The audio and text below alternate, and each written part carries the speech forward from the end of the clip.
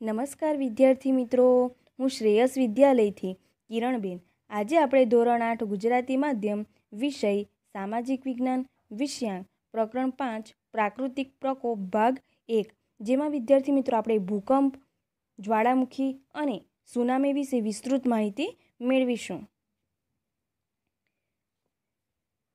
વિદ્યાર્થી મિત્રો, 12મી માર્ચ 2011ના રોજ કૃષ્ણાએ વર્તમાનપત્રમાં સુનામી હોનારતના ચિત્રો જોયા. તેણે શાળામાં જઈને વર્ગ શિક્ષકને પૂછ્યું, સર, પેપરમાં સુનામી હોનારતની વિગતો આપવામાં આવી હતી, તો આ સુનામી એ શું છે, કેવી રીતે સર્જાઈ હશે? ત્યારે સરે સમજાવતા કહ્યું, પ્રાકૃતિક પ્રકોપના 2 પ્રકાર હોય છે. પૃથ્વીના આંતરિક ફેરફારને કારણે ભૂકંપ, જ્વાળામુખી અને સુનામી સર્જાય છે, જ્યારે બાહ્ય ફેરફારોને કારણે પૂર, અનાવૃષ્ટિ, વાવાઝોડું અને દાવાનળ થાય છે.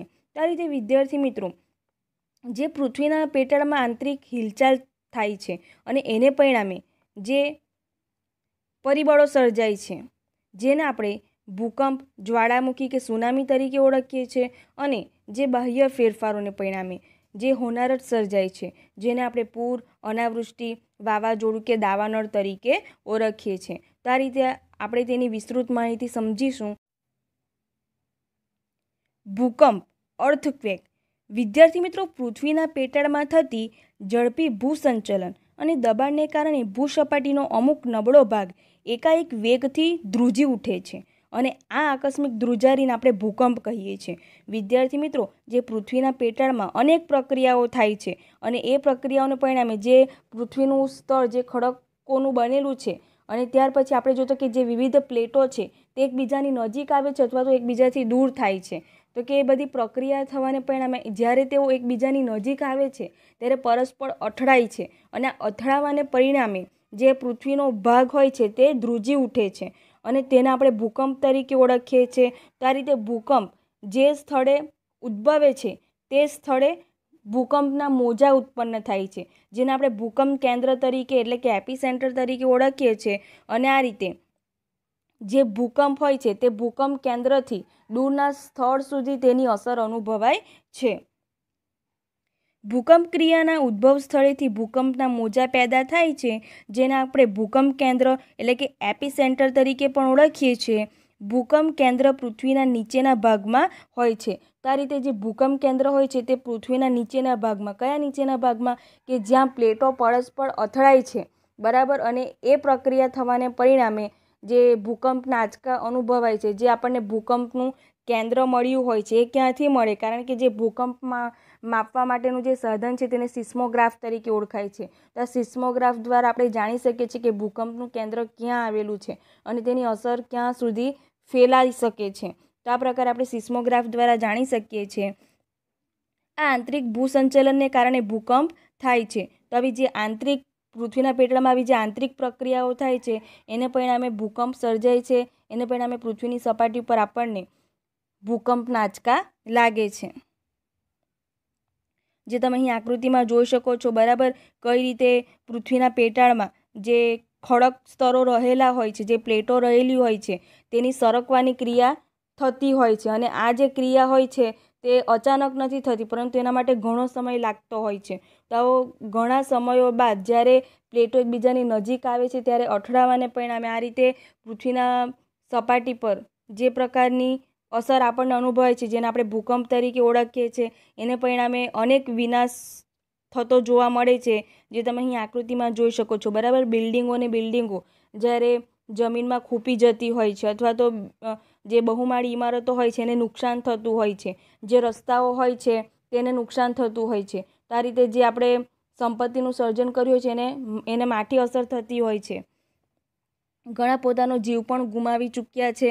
તો આ રીતે આપણા ગુજરાતમાં પણ ભૂકંપની ઘટના બની હતી. 26મી જાન્યુઆરી 2001ના રોજ જે કચ્છમાં ભૂકંપ આવ્યો હતો એને પરિણામે ભારે આપણે નુકસાન વેઠવું પડ્યું હતું. ઘણા લોકો ઘરવિહોણા પણ બન્યા હતા, ઘરો ગુમાવવાનો વારો આવ્યો હતો. તો આ રીતે ભારે પ્રમાણમાં ત્યાં અસર જોવા મળી હતી. ભૂકંપ કેન્દ્રમાંથી ભૂકંપ મોજા બધે ફેલાય છે, અને તેમાંથી કેટલાક મોજા ભૂસપાટીએ પહોંચીને તેની અસર ફેલાવે છે. ભૂકંપ કેન્દ્રથી પૃથ્વી સપાટી નજીકના સ્થળ કે કેન્દ્રને ભૂકંપ નિર્ગમન કેન્દ્ર તરીકે ઓળખવામાં આવે છે. તો આ રીતે જે ભૂકંપ સેન્ટર હોય છે, એપી સેન્ટર હોય છે, તો કે જે પૃથ્વી સપાટીના જે નજીકના સ્થળ કે કેન્દ્ર હોય છે તેને ભૂકંપ નિર્ગમન કેન્દ્ર તરીકે ઓળખવામાં આવે છે. અહીં તમને પ્રશ્ન પૂછાય પરીક્ષામાં કે ભૂકંપ નિર્ગમન કેન્દ્ર એટલે શું?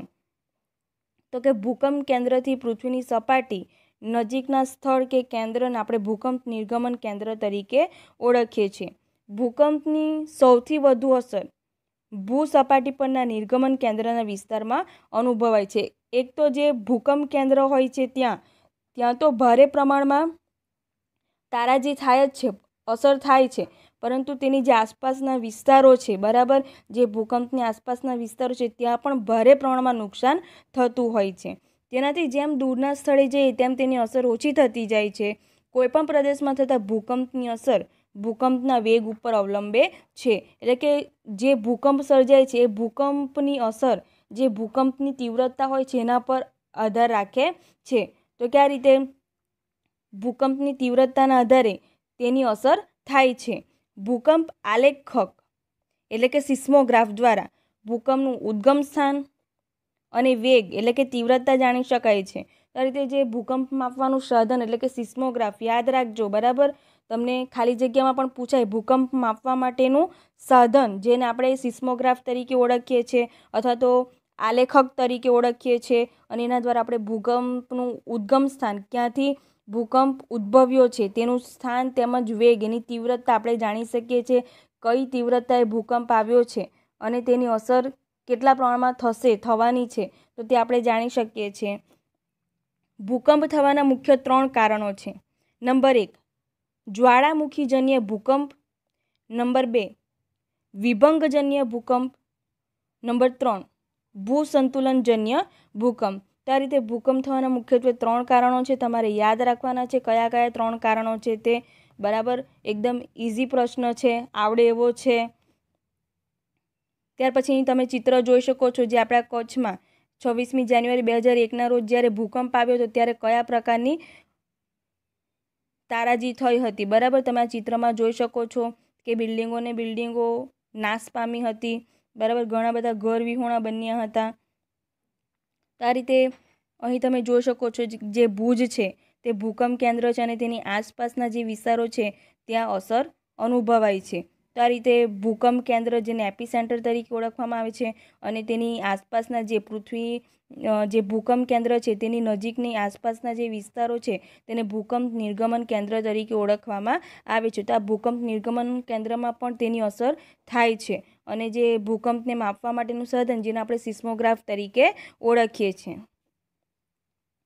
તો અહીં તમે જોઈ શકો છો, બરાબર, જે રેડ લાઇનથી તમને આ બોર્ડર આપવામાં આવી છે તો કેટલા વિસ્તારોમાં વારંવાર ભૂકંપો આવતા જ રહે છે નાના મોટા.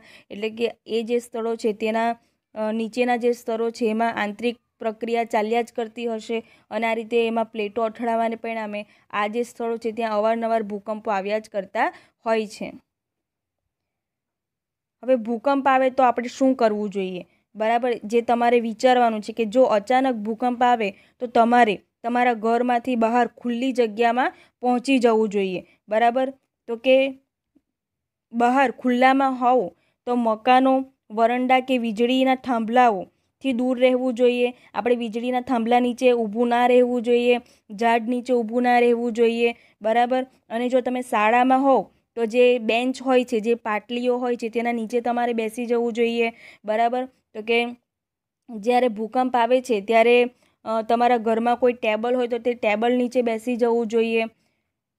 ત્યારબાદ જો તમે વાહન ચલાવતા હોય તો તે વાહન હંકારતા હોય ત્યારે તમારે કોઈ પુલની ઉપર કે નીચે થાંભલાના જે લાઇટના થાંભલા હોય છે, વીજળી લાઇન હોય છે કે ટ્રાફિક સિગ્નલથી આપણે દૂર રહેવું જોઈએ અને આપણા વાહનને પણ દૂર રાખવું જોઈએ. તો આ રીતે જ્યારે ભૂકંપના આંચકા પૂરા થાય ત્યારે આપણે આપણા વાહનોમાં જ જ્યાં સુધી ભૂકંપ સંપૂર્ણપણે પૂરો ન થઈ જાય ત્યાં સુધી આપણે આપણા વાહનમાં જ રહેવું જોઈએ, બરાબર. તમે વાહન હંકારતા હોય અને જો વાહનમાં હોય તો તમારે વાહનમાં જ રહેવું જોઈએ જ્યાં સુધી આંચકા પૂરા ના થઈ જાય ત્યાં સુધી. નહીં તો બને કે રસ્તામાં જ્યારે ફાટ પડે છે, બરાબર, તો ત્યારે આપણે ઘણું નુકસાન સહન કરવું પડે છે. ત્યારબાદ ભૂકંપના આંચકા પૂરા થઈ ગયા બાદ ઘરમાં કેટલીક વસ્તુઓ આપણે હોય છે, જેમ કે ફ્રીજ, દિવાલ પર લટકાવેલા ફોટા, જે સીલિંગ ફેન, બરાબર, જે પાછળથી પડી પણ શકે છે, તો એનાથી આપણે દૂર રહેવું જોઈએ. ત્યાર પછી આ અંગેની ઘટના આપણને રેડિયો પર સાંભળવા મળે છે, તો ત્યારે આપણે સ્થાનિક રેડિયોનો ઉપયોગ કરવો જોઈએ. ત્યાર પછી જે નવા બનતા મકાનો હોય છે, તો એવા જે નવા બનતા મકાનો હોય છે તે ભૂકંપ પ્રતિરોધક તરાના બનાવવા જોઈએ. ભૂકંપ સમયે ખોટી ગભરાટ કે નાસભાગ કરવી જોઈએ નહીં, બરાબર. તો કે આંચકા આવે તે પછી જે ચીજવસ્તુઓ પડતી હોય છે એને રોકવાનો પ્રયત્ન કરવો જોઈએ નહીં, પરંતુ આપણે ખુદને બચાવવાનો પ્રયત્ન કરવો જોઈએ. ત્યાર પછી જ્યારે ભૂકંપ અનુભવાય છે ત્યારે લિફ્ટનો ઉપયોગ કરવો જોઈએ નહીં, બરાબર. ઝડપથી બહાર, બિલ્ડિંગના બહાર નીકળી જવું જોઈએ. અને જો તો આપણે ઘરમાં હોઈએ તો કોઈ કબાટ કે કોઈ પણ પ્રકારની ચીજવસ્તુ હોય એની પાસે ઊભું રહેવું જોઈએ નહીં, બરાબર. ત્યાર પછી ગેસ લીકેજની પણ ઘટના બનતી હોય છે, બરાબર. ત્યારે ઘરમાં દિવાસળી લાઇટ કે વીજળી ચાલુ કરવી જોઈએ નહીં. જે મેન સ્વિચ હોય છે તે બંધ કરી દેવી જોઈએ, જેને પરિણામે દુર્ઘટના બનવાની સંભાવના ઓછી રહે છે. અહીં તમને વધારાની માહિતી આપી છે કે પૃથ્વીનું કેન્દ્રબિંદુ ભૂસપાટીથી લગભગ 6378 કિલોમીટર જેટલું દૂર છે. હવે તમારા નજીક વિસ્તારમાં ભૂકંપ આવે તો તમે કઈ રીતે બીજાને મદદ કરશો? તમારે જણાવવાનું છે કે તમે શાળાએ આવતા હો ને અચાનક ભૂકંપ આવે, અથવા તો તમે ઘરે હો ને ભૂકંપ આવે, તો એવા સંજોગોમાં તમે કયા કયા પ્રયત્નો કરશો, બરાબર. એ તમારે વિચારીને લખવાના છે મુદ્દા. ત્યાર પછી જ્વાળામુખી. જ્વાળામુખી એટલે શું? જ્વાળામુખી, બરાબર, જ્યારે પૃથ્વીના અંદર જે વિવિધ પ્રક્રિયાઓ થાય છે અને એના પરિણામે જે પ્રસ્ફોટન થાય છે, જેને આપણે જ્વાળામુખી તરીકે ઓળખીએ છીએ, જેની વિસ્તૃત ચર્ચા આપણે કરીશું. જ્વાળામુખી એટલે કે ભૂસપાટીના નબળા ખડક સ્તરોમાં પડેલી ફાટ કે છિદ્રનું નામ છે, જેમાં થઈને પેટાનો ધગધગતો લાવા, લાલચોળ મેગ્મા, વિવિધ કદ અને આકારના ખડક, રાખ, વરાળ અને અન્ય વાયુઓ સાથે ભૂસપાટી ઉપર ધસી આવે છે. તો આ પ્રમાણે જ્યારે પૃથ્વીના ખડક સ્તરોમાં પ્રક્રિયા થાય છે, બરાબર, અને એને પરિણામે જે પૃથ્વીના પેટાળમાં રહેલો ધગધગતો લાવા છે, મેગ્મા છે, જેને લાલ રસ તરીકે ઓળખવામાં આવે છે, તો આ જે ધગધગતો લાવા રસ જે મેગ્મા તરીકે ઓળખાય છે, જે પૃથ્વીના જે વિવિધ ખડકો છે, રાખ છે, વરાળ અને વાયુઓ સાથે પૃથ્વીની સપાટી ઉપર આવવા માટે પ્રયત્ન કરે છે, દબાણ કરે છે, અને એકાએક જ્યારે તે ફાટમાંથી બહાર આવે છે, તો જેને આપણે જ્વાળામુખી તરીકે ઓળખીએ છીએ. અહીં તમે આકૃતિમાં જોઈ શકો છો, બરાબર. તો કે સુષુપ્ત જ્વાળામુખી આપ્યો છે અને વિસ્ફોટક જ્વાળામુખી તમે અહીં જોઈ શકો છો કે કઈ રીતે જ્વાળામુખી વિસ્ફોટ થતા આ પ્રકારની સ્થિતિ જોવા મળે છે આપણને. જ્વાળામુખી વિસ્ફોટ થવાના મુખ્યત્વે 4 કારણો છે. જે રીતે ભૂકંપ થવાના કારણો હતા, એ જ રીતે જ્વાળામુખી વિસ્ફોટ થવાના પણ કારણો છે. નંબર 1, પૃથ્વીના પેટાળનું તાપમાન. જે પૃથ્વીના પેટાળની આંતરિક ગરમીને પરિણામે જે તાપમાન હોય છે તે વધી જતું હોય છે. પરિણામે જે પૃથ્વીના પેટાળમાં જે પાણી ઉતર્યું હોય, ભૂગર્ભ જળ, બરાબર, તો તે પણ ગરમ થાય છે અને વરાળ સ્વરૂપમાં રૂપાંતર પામે છે. નંબર 2, પ્રવાહી મેગ્માની ઉત્પત્તિ. તો કે જે પૃથ્વીના પેટાળમાં જે ધગધગતો લાવારસ છે, પ્રવાહી મેગ્મા છે, તો તેની ઉત્પત્તિ થવાને પરિણામે વરાળ સ્વરૂપમાં રૂપાંતર પામે છે અને તેમાં વિવિધ વાયુઓ પણ રહેલા હોય છે, અને એ તમામનું જે દબાણ છે એને પરિણામે જે લાવારસ છે તે બહાર આવવા માટે પ્રયત્ન કરે છે, મેગ્મા એ બહાર આવવા માટે પ્રયત્ન કરે છે. નંબર 3, વાયુ અને વરાળોનો ઉદ્ભવ. તો આ રીતે જે પૃથ્વીના પેટાળમાં ભૂગર્ભ જળ ઊંડે સુધી ઉતરતું હોય છે, તો તે પૃથ્વીની આંતરિક ગરમીને પરિણામે વરાળ સ્વરૂપ ધારણ કરે છે, અને જે વિવિધ વાયુઓ રહેલા હોય છે એને પરિણામે જે મેગ્મા, લાલ રસ જે હોય છે તે બહાર આવવા પ્રયત્ન કરે છે. નંબર 4, મેગ્મા, લાવારસનું ભૂસપાટી તરફનું વહન. તો જે મેગ્મા હોય છે તેમાં રહેલા વાયુઓ, વરાળ આ તમામ દબાણ કરે છે, અને જે નબળા ખડક સ્તરો છે તેમાંથી બહાર આવવા માટે પ્રયત્ન કરે છે, અને એ રીતે પૃથ્વી સપાટી ઉપર ધસી જતા પ્રવાહીને આપણે જ્વાળામુખી તરીકે ઓળખીએ છીએ. મેગ્માની નીચે રહેલા ભારે વાયુઓ મેગ્માને ઉપર તરફ ધકેલે છે. તો આ રીતે પૃથ્વીના જે ખડક સ્થળો હોય છે તેમાં વિવિધ વાયુઓ રહેલા હોય છે, એમનું પણ દબાણ હોય છે, અને ઉપરના નબળા ખડક સ્થળોની તિરાડો કે ફાટો દ્વારા પ્રવેશેલી પાણીની વરાળ થાય છે, તો આ રીતે જે તિરાડો કે ભૂગર્ભમાં ઉતરેલું જે પાણી હોય છે તે વરાળ સ્વરૂપ ધારણ કરે છે અને આ દબાયેલી વરાળનો જથ્થો પૂરતી તેને જગ્યા ન મળતા તે વેગથી બહાર આવવા માટે પ્રયત્ન કરે છે. તો આ રીતે જે વરાળ હોય છે એ વરાળને પૂરતી માત્રામાં જગ્યા જોઈતી હોય છે અને એને જગ્યા ન મળતા તે બહાર તરફ આવવા માટે પ્રયત્ન કરે છે. એ ઉપરાંત જે વાયુઓ રહેલા હોય છે વાયુઓના પણ દબાણને પરિણામે જે પૃથ્વીના પેટાળમાં રહેલો મેગ્મા જે ધગધગતો લાવા છે તે બહાર આવવાનો પ્રયત્ન કરે છે. આ પ્રયત્નમાં તે પોતાની સાથે પ્રવાહી મેગ્માને પણ જોરથી ઉપરની તરફ ખેંચી લાવે છે અને ભૂસપાટી ઉપર આવતા મેગ્મામાં રહેલા વાયુઓ દબાણમુક્ત બનતા ભારે વિસ્ફોટ સાથે લાવા, વિવિધ કદ અને આકારના ખડકના ટુકડા, રાખ વગેરે આકાશમાં ઊંચે ઉછળે છે, જેને આપણે જ્વાળામુખી તરીકે ઓળખીએ છીએ. તો આ રીતે જે પૃથ્વીના પેટાળમાં રહેલો ધગધગતો લાવા જ્યારે પૃથ્વી સપાટી ઉપર આવે છે ત્યારે તે પોતાની સાથે જે વાયુઓ હોય છે એ વાયુઓના દબાણને પરિણામે જે લાવા વિવિધ કદના જે ખડક સ્તરો હોય છે તેને જોરથી ઉછાળા સાથે આકાશમાં ફેલાવે છે, પૃથ્વીના સપાટી ઉપર ફેંકે છે, જેને આપણે જ્વાળામુખી તરીકે ઓળખીએ છીએ. પછી બધા જ જ્વાળામુખીય પદાર્થો નીચે પડે છે અને જેનો શંકુ આકારનો ઢગ રચાય છે. જો વરાળ અને વાયુનું પ્રમાણ વધુ હોય અને ભૂસપાટી પર સાંકડું છિદ્ર હોય તો ભયંકર વિસ્ફોટ થાય છે. તો આ રીતે જે પૃથ્વીના પેટાળમાં ધગધગતો લાવા છે એની સાથે વાયુ અને વરાળને લઈને ભૂસપાટી ઉપર આવે છે અને એ માત્રનું જો છિદ્ર નાનું હોય, સાંકડું હોય તો તે ભયંકર વિસ્ફોટ થાય છે અને આસપાસના જે વિસ્તારો હોય છે તેને નુકસાન કરે છે. પરંતુ વરાળ અને વાયુઓનું પ્રમાણ ઓછું હોય અને ભૂસપાટી લાંબી ફાટમાંથી પ્રસ્ફોટન થતું હોય તો લાવા ધીરે ધીરે શાંતિથી બહાર નીકળીને પથરાય છે. આ રીતે જે વરાળ અને વાયુઓનું પ્રમાણ ઓછું હોવાને પરિણામે એ ઉપરાંત જે ફાટ હોય છે તે લાંબી પહોળી હોવાને પરિણામે જે પ્રસ્ફોટન થાય છે તેમાંથી લાવા ધીમે ધીમે બહાર નીકળે છે, જેને આપણે શાંત જ્વાળામુખી તરીકે પણ ઓળખીએ છીએ. તો આ રીતે શાંત અને અશાંત જ્વાળામુખીઓ પણ આવતા હોય છે. તો કે જ્યારે જે પૃથ્વીની સપાટી ઉપર છિદ્ર સાંકડું હોય છે ત્યારે ભયંકર વિસ્ફોટ થાય છે અને જે ફાટ હોય છે તે લાંબી હોય છે ત્યારે જે વાયુ અને વરાળ હોય છે તેની સાથે લાવા ધીમે ધીમે પથરાય છે અને એ રીતે જ્વાળામુખીની અસર થતી જોવા મળે છે. ત્યાર પછી જ્વાળામુખીના પ્રકારો તમને આપ્યા છે. મુખ્યત્વે અહીં તમને જ્વાળામુખીના 3 પ્રકારો આપ્યા છે: સક્રિય જ્વાળામુખી, સુષુપ્ત જ્વાળામુખી અને મૃત જ્વાળામુખી. તો તે જે સક્રિય જ્વાળામુખી છે તે ઇટાલી ખાતે આવ્યો છે.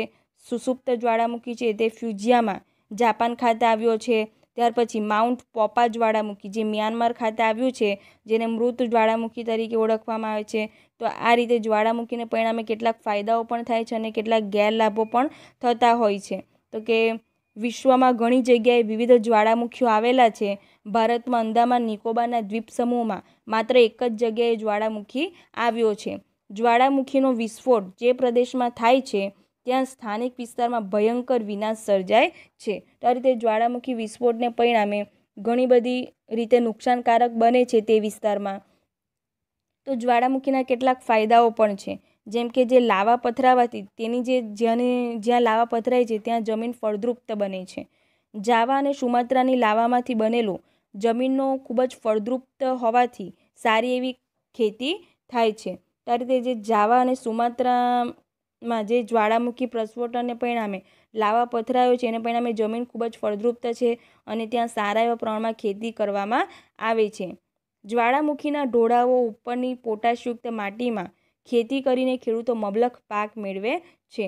આ રીતે જે જ્વાળામુખીના ઢોળાવો હોય છે એ ઢોળાવો પર પોટાશયુક્ત માટીને પરિણામે ત્યાં સારી એવી ખેતી થાય છે અને તેને પરિણામે ખેડૂતો સારા એવા પ્રમાણમાં પાકનું ઉત્પાદન મેળવી શકે છે. ત્યારબાદ જે જ્વાળામુખીના વિસ્તારો હોય છે ત્યાં ગરમ પાણીના ઝરા જે હોય છે તેમાં જંતુનાશક દ્રવ્યો હોવાથી જે ચામડીના દર્દીઓ હોય છે તેના માટે આશીર્વાદરૂપ બને છે.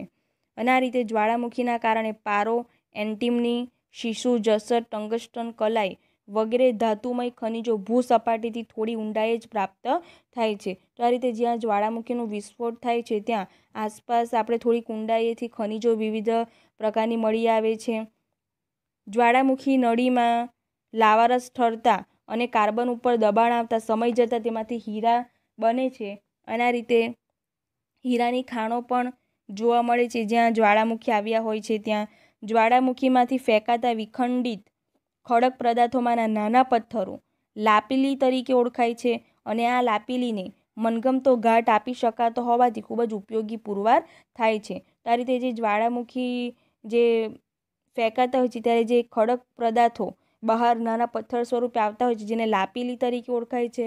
અને આ લાપીલીને આપણે જોઈએ તેવો ઘાટ આપી શકીએ છીએ અને એના દ્વારા તેનો ઉપયોગ ખૂબ જ વધારે પ્રમાણમાં થતો હોય છે. આ રીતે જ્વાળામુખી એટલે શું, કેટલી રીતે જ્વાળામુખી માટેના કારણો, ત્યાર પછી જ્વાળામુખીના પ્રકારો અને જ્વાળામુખીના ફાયદાઓ. સુનામી. વિદ્યાર્થી મિત્રો, સુનામી એટલે શું? તો કે સમુદ્રના તળિયે આવેલા જ્વાળામુખી ફાટવાને પરિણામે કે તળિયે ભૂકંપ થવાથી સમુદ્રની સપાટી ઉપર ખૂબ જ શક્તિશાળી વિનાશક મોજા ઉત્પન્ન થાય છે અને આ મોજાને સુનામી તરીકે ઓળખવામાં આવે છે. આ જે મોજા હોય છે તે ઊંચાઈ અને અસાધારણ લંબાઈના હોય છે. તો આ રીતે જે સુનામી છે તે શેને પરિણામે સર્જાય છે? તો કે પૃથ્વીના પેટાળમાં ભૂકંપ થવાને પરિણામે કે ખડક સ્તરોની આંતરિક હિલચાલને પરિણામે જે પૃથ્વીની સપાટી ઉપર અસર થાય છે જેને આપણે સુનામી તરીકે ઓળખીએ છીએ. તો આ રીતે જે સમુદ્રના તળિયે જે પ્રક્રિયા થાય છે એને પરિણામે સમુદ્રની સપાટી ઉપર જે મોજાની ઊંચાઈ અને લંબાઈમાં વધારો થાય છે જેને આપણે સુનામી તરીકે ઓળખીએ છીએ. અને આ સુનામીને પરિણામે અનેક રીતે આપણને નુકસાન થાય છે. વંટોળ કે ઝંઝાવાતથી મોટા અને શક્તિશાળી મોજા ઉત્પન્ન થાય છે. તો કે સમુદ્રમાં તોફાનો, વાવાઝોડાઓ આવતા હોય છે. એને પરિણામે જે સામાન્ય મોજા હોય છે એના કરતાં વધુ કદના મોજા બને છે અને જે નુકસાન પહોંચાડે છે. તો આ રીતે તમે જ્યારે સમુદ્ર સપાટી દરિયા કિનારે ગયા હશે ત્યારે તમે અવલોકન કર્યું હશે તો કે જે સામાન્ય કદના મોજા કેવા હોય છે અને જે વિનાશક મોજા હોય છે તેની લંબાઈ, તેની ઊંચાઈ કેવી હોય છે, જે આપણે અનુભવ કર્યો છે અને અવલોકન કરીને આપણે તે જાણી શકીએ છીએ. તો આ રીતે તોફાન શમી ગયા પછી તેનો આકાર બદલાય છે અને ઊંચા તથા લાંબી તરંગ લંબાઈના મોજા બને છે. સમુદ્રમાં તેઓ ઉછાળા રૂપે રહે છે અને ઉદ્ભવ સ્થાનેથી દૂર 1000 કિલોમીટર સુધી તેઓ ફેલાય છે. તો આ રીતે જ્યારે વાવાઝોડું આવે છે, બરાબર, વંટોળ આવે છે, તોફાનો સર્જાય છે ત્યારે મોજાના આકારો બદલાઈ જતા હોય છે, કદ બદલાઈ જતા હોય છે, તેની તરંગ લંબાઈ બદલાઈ જતી હોય છે અને તેઓ જે ઉદ્ભવ સ્થાન હોય છે તેનાથી ઘણા દૂર વિસ્તાર સુધી ફેલાય છે. આ પ્રકારના મોજા જ્યારે સમુદ્ર કિનારે પહોંચે છે ત્યારે ભારે નુકસાન કરે છે. આ રીતે જ્યારે સમુદ્રમાં આ પ્રકારે તોફાનો થાય છે ત્યારે અવારનવાર આપણને સૂચનાઓ કરવામાં આવે છે, માહિતી આપવામાં આવે છે કે દરિયો ખેડવાની મનાઈ કરવામાં આવે છે, બરાબર, સમુદ્ર કિનારે પણ જવાની મનાઈ ફરમાવવામાં આવે છે. તો આ પ્રકારે જ્યારે વાવાઝોડો ઉદ્ભવતા હોય છે તો આ પ્રકારની સૂચનાઓનું આપણે પાલન પણ કરવું જોઈએ. તેથી તેઓ પ્રલયકારી મોજા પણ કહેવાય છે. તો આ રીતે જે મોજા સમુદ્ર કિનારે પહોંચીને ભારે નુકસાન કરે છે તો તેવા મોજાને આપણે પ્રલયકારી મોજા તરીકે ઓળખીએ છીએ. તમને પરીક્ષામાં પૂછાય પ્રલયકારી મોજા એટલે શું, તો તમને ખ્યાલ આવવો જોઈએ કે જે મોજા સમુદ્ર કિનારે પહોંચીને ભારે નુકસાન પહોંચાડે છે તો તેવા પ્રકારના મોજા એટલે પ્રલયકારી મોજા. કોઈક વખત સમુદ્ર કિનારે ઊંચી જગ્યા પરથી મોટો ખડક કે હિમશિલા એકાએક સમુદ્રમાં તૂટી પડે છે અને તેનાથી પણ પ્રલયકારી મોજા ઉત્પન્ન થાય છે. આ રીતે સમુદ્ર કિનારે ઊંચા જે ખડકો હોય છે તે ધસી પડે છે, હિમશિલા સમુદ્રમાં ધસી પડે છે અને એને પરિણામે પણ મોજા ઉછાળા મારે છે. આ રીતે પણ નુકસાન થાય છે. તમારું ઘર દરિયા કિનારે હોય અને સરકાર દ્વારા તમને સુનામીની સૂચના આપવામાં આવે તો સ્વ બચાવ માટે તમે શું કરશો? બરાબર, આપણું ઘર દરિયાકાંઠે હોય અને ત્યાં અવારનવાર આવા તોફાનો આવતા જ રહેતા હોય છે, બરાબર, સુનામી આવતી જ રહે, સુનામી તો નહીં પણ તોફાનો આવતા જ રહેતા હોય છે. તો ત્યારે તમને સરકાર તરફથી સૂચના આપવામાં આવે તો તમે શું કરશો? તમારી સાથે તમે સ્વ બચાવ માટે કઈ કઈ સામગ્રીઓ લઈ જશો? તો તે તમારે વિચારવાનું છે, બરાબર. તમારા માટે મહત્ત્વની સામગ્રી કઈ છે, તમે સ્વ બચાવ માટે શું કરશો, બરાબર, તે તમારે વિચારીને લખવાનું છે. તો કે આવી પરિસ્થિતિમાં તમે જ્યારે મુકાઈ જાઓ ત્યારે સૌપ્રથમ તમે શું કરું? આ રીતે આપણે જોઈએ તો કે 26મી ડિસેમ્બર 2004ના રોજ હિન્દ મહાસાગરમાં આ પ્રકારે સુનામી આવી હતી, જેને પરિણામે થાઈલેન્ડ, ઇન્ડોનેશિયા, ભારત, શ્રીલંકા સહિતના ઘણા બધા દેશોમાં તેની અસર થઈ હતી અને 2 લાખથી પણ વધારે લોકો તેનો ભોગ બન્યા હતા. તો આ રીતે જ્યારે સુનામી સર્જાય ત્યારે આ પ્રકારની સ્થિતિ જોવા મળે છે. જ્યારે સુનામી આવે ત્યારે આપણે શું કરવું જોઈએ? તો કે સુનામીની સૂચના મળતાની સાથે જ સમુદ્ર કિનારાથી દૂર સલામત સ્થળે આપણે પહોંચી જવું જોઈએ. રેડિયો સાથે રાખવો જોઈએ અને તંત્ર દ્વારા જે સૂચનાઓ મળતી હોય છે તેનું પાલન આપણે કરવું જોઈએ અને તે પ્રકારે આપણે વર્તવું જોઈએ. નવા બાંધકામ કે વસાહતોનું નિર્માણ સુનામીના પાસા ધ્યાનમાં લઈને કરવું જોઈએ. તો આ રીતે જ્યારે તમારું ઘર દરિયા કિનારે હોય છે ત્યારે આ પ્રકારની બાબતોને ધ્યાનમાં રાખીને તમારે બાંધકામ કરાવવું જોઈએ. મેનગ્રુવ વનસ્પતિ સુનામીની અસર એકંદરે ઘટાડે છે, તેથી તેનો વ્યાપ વધે તેવા પ્રયાસો કરવા જોઈએ. તો કે જે મેનગ્રુવ વનસ્પતિ છે એને પરિણામે સુનામીની અસર ઓછી થતી જોવા મળે છે. તો આવા જે મેનગ્રુવ વનસ્પતિઓ છે તેમાં વધારો કરવો જોઈએ. ત્યાર પછી શું ન કરવું જોઈએ? જ્યારે સુનામી આવે છે ત્યારે શું ન કરવું જોઈએ? કિનારે આવેલા દરિયાકાંઠા કે દરિયા કિનારે આવેલા જે ઊંચા મકાનો છે તેનો આશરો લેવો જોઈએ નહીં, કારણ કે જે વિનાશકારી મોજા હોય છે તો તેની અસરથી મકાન ધરાશાયી પણ થતું હોય છે. તો તમારે સલામત સ્થળે ખસી જવું જોઈએ.